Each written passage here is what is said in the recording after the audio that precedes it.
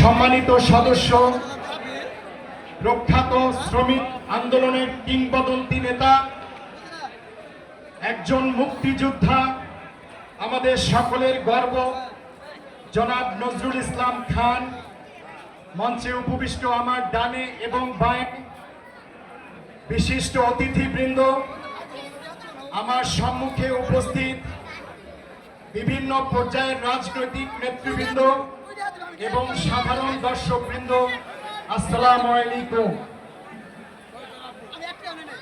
আপনাদের এই জামালপুরে আসার পথে আমি একটা বিষয় লক্ষ্য করেছি। আমি জানতাম যে জামালপুর নকশি কাঁথার জন্য বিখ্যাত।